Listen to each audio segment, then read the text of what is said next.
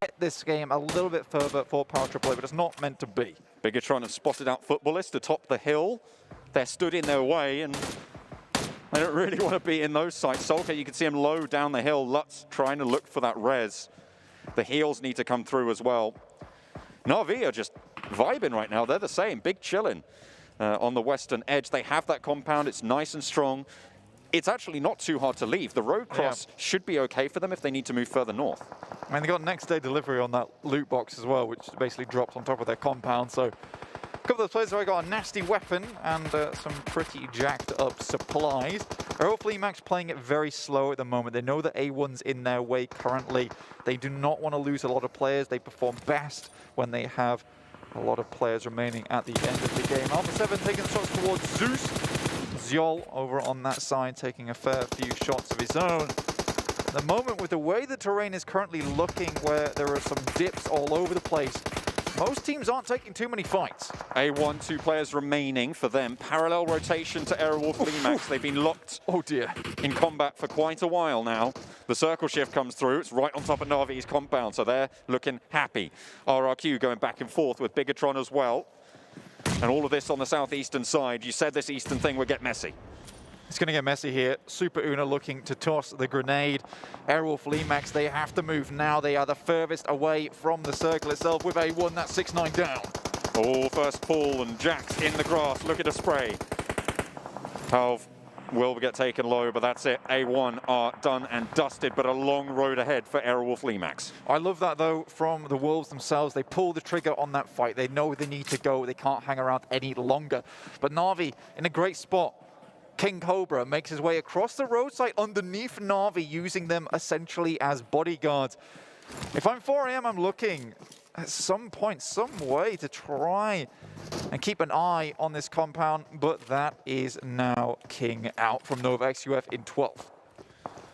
Na'Vi, they've got the strong compound. Four Angry Men, they've got the western side of this hill ridgeline, which means that they are waiting for everybody to push their way. These two teams... I was like, no, actually, I came up with this first. Footballists, they are a little bit down, but certainly not out. Solke has been knocked. But Lutz continues to put the pressure. Aerowolf Fleamax, this is the difficult road they had to tread in the middle of the circle. Spalv goes down. And they will be looking to push in with Potato. Kanina Power as well. They were struggling earlier on. They get peppered in the shack that they had, and now it's just Black-White remaining. Out in the blue as well, getting pushed on in its zone 5, so it will start to hurt. Yeah, you start to hear the percussion of the battlefield as we come to a crescendo here in the circles. Most teams having to push into this one. Abrupt Slayers finally move away from that compound that kept them covered on the west side from the ridge. They will have to move their way in. Secret Jin taking a little bit of a nasty fight of their own between Alpha 7 and themselves.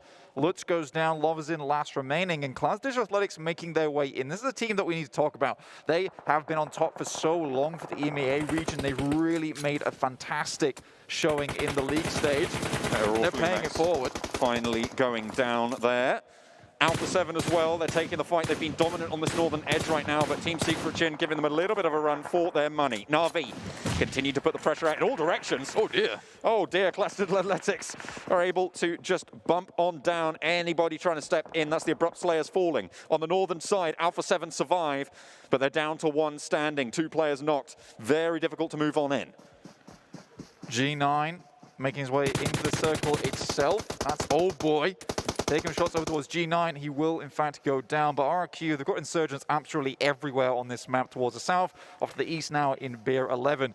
Circle finally moves away from Na'Vi, and they have to start to consider how they want to make this one go forward. But 4AM, they loom off in the distance. Goodness me, they've stayed completely quiet for most of this game blank. No one has really actually encroached into any of their territory.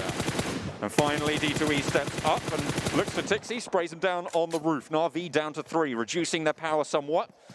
Moving forwards, RRQ, 2 players alive. 4 Angry Men, all 4 of them still standing. And Footballist, they've managed to sneak on in right to the middle, top 5. I mean, it's not bad. I mean, for RRQ, they've been under pressure this entire game, sending Beer 11 and D2E out wide. It was an excellent idea, in fact. I really, really like it. It means that they have a good chance to at least make it into the top 4. Na'Vi, like you said, that's a lot of numbers. D2E will get knocked on the attempted cross there. And will fall down. Loverzin has been spotted by Haseki. And at range, we know what a monster this guy is. D2E flushed on out, just Beer 11 now standing for RRQ. 5 teams remain. How long will Loverzin last under the pressure from 4 Angry Men, from Class Digital Athletics as well? You gotta love this from 4 AM, the way they're just moving up nice and slow. That is a sliver of the body that was so easily hit by 4 AM. But 2 players go down in turn, and that's really going to take the wind out their sails on this northern edge. Gives Na'Vi a chance to regroup. This is okay for 4 AM though. They have time over here. They have the vehicles available to them as well. And Digital Athletics, their broadside is completely open to Na'Vi. Class Digital Athletics, oh, they're getting knocked quite a few times. That's Na'Vi doing so much damage, they were able to take it down. That's 9 kills on the board for Na'Vi already. What a way to start the tournament. And Loverzin is now out. There we go. It is Na'Vi and 4 Angry Men. Damage sent his way. Oh boy, not quite able to get that full knock just yet. Pushes up the hill. Svan down in the grass. They know where he is. They're trying to laser beam on. Sook suppress. Needs to heal a bit. Matic nade over the top to the back of Svan. Sook pressure towards the rest of the squad. Matic. He's been spotted. And a little bit of respite as Haseki goes for that res. Over onto Shinhe. Oh dear, this is not looking good for Na'Vi. That little bit of advantage that they had accrued early has been completely taken away. Some good knocks coming through from 4 AM, or at least some good damage, sorry, which has held Na'Vi at bay. And you wonder how much utility they have remaining. Oh, that's a knock. That's a nasty knock as well for Na'Vi. They're down to 2, and that's their off angle taken out of the mix. It's definitely just these 2 players now. Things are so much more next, and now just 1 player remains. Meku up the top. You said he was doing a lot of work for the squad, and now he needs to put it all on the line. 2 players in action right now, and this res will bring all 4 back for 4 Angry Men. The western edge was dominated by them in this circle. It moved their way, and now they're looking to put that final nail in the coffin. Sook sprays down towards Meku. The bullets start to land, but he's yet to go down, and finally they make it happen. 4 Angry Men take the chicken dinner. Svan with the 3 fantastic stuff there, John. Beautiful, beautiful stuff at the end there. 4 Angry Men take the